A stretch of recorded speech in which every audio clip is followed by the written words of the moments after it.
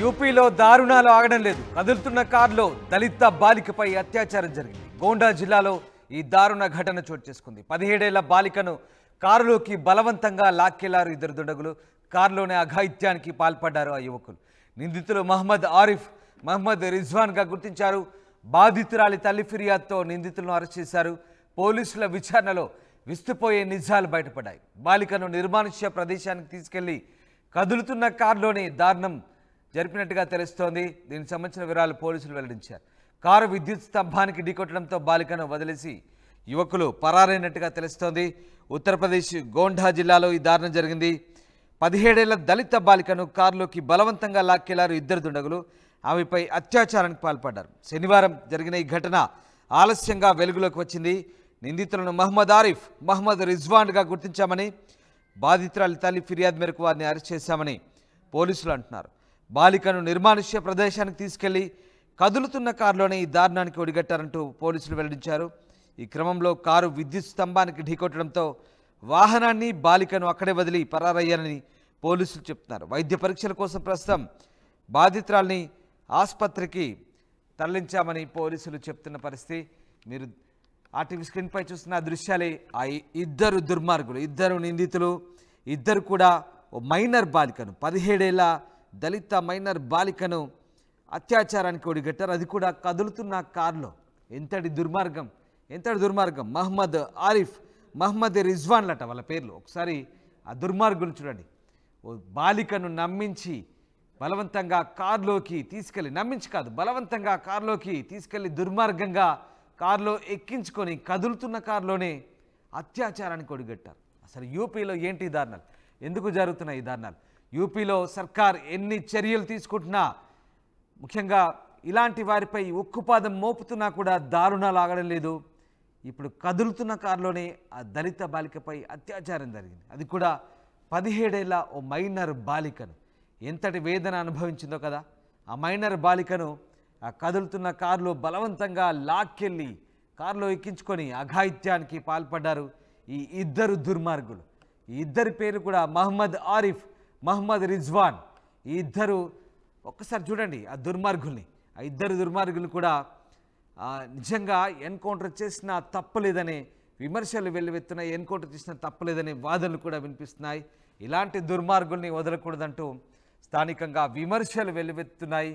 ఈ ఇద్దరు నిందితులు కూడా ఆ అమ్మాయిని కదులుతున్న కారులోనే బలవంతంగా అత్యాచారానికి ఒడిగట్టారు. అమ్మాయిని నిజంగా ఆ కారులో బలవంతానికి పాల్పడ్డారంటే ఎంతటి వేదన అనుభవించిందో. ఇట్లాంటి ఘటనలు పదే జరుగుతున్నాయి. నిజంగా ఇదంతా కూడా కలిసివేసే ఘటన, కలిసివేసే దృశ్యాలు, కలిసివేసే ఘటనగానే మీకు వివరించే పరిస్థితిలో ఉన్నాం.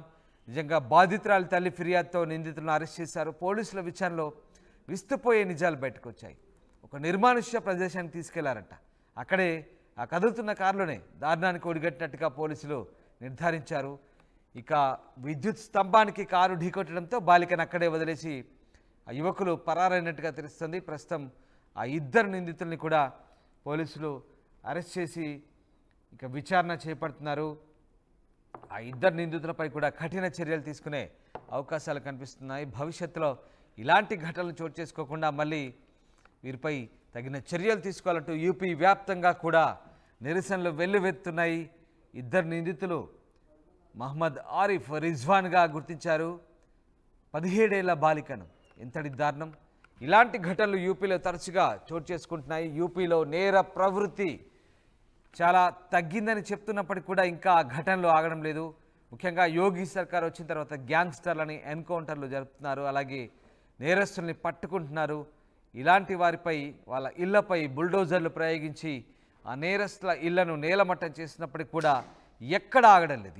ఎక్కడ ఆగడం లేదు.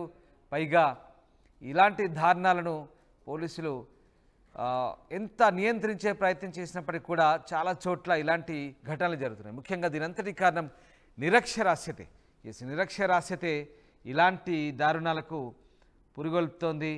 ఎందుకంటే చదువుకొని ఉంటే ఉద్యోగాలు చేస్తే ఇలాంటి పిచ్చి వేషాలు వేయకుండా, ఇలాంటి నేర ప్రవృత్తికి ఒడిగట్టకుండా ఉండే అవకాశం ఉంది. కానీ యూపీలో ఎక్కువగా గ్రామీణ ప్రాంతాల్లో, మారుమూల ప్రాంతాల్లో ముఖ్యంగా కుల వ్యవస్థ కూడా ఇదొక కారణంగా చెప్పవచ్చు. అంటరానితనం, కుల వ్యవస్థ ముఖ్యంగా ఇలాంటి ఘటనలకే ఒక రకంగా అక్కడ బలవంతంగా ఇలాంటి ఘటనలు జరిగేందుకే ఒక రకంగా ప్రేరేపితం అవుతున్నాయి. అయినప్పటికీ కూడా ముఖ్యంగా నిరక్షరాస్యత కూడా తోడవుతుంది. ఇలాంటి ఘటనలు చోటు చేసుకుంటున్నాయి.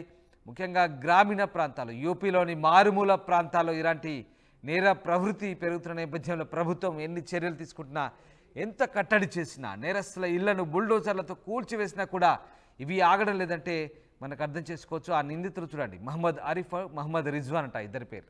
ఆ ఇద్దరు కూడా ఈ దారుణాన్ని కొడిగట్టారు. బాధితురాలు తల్లి ఫిర్యాదుతో వాళ్ళని అరెస్ట్ చేశారు.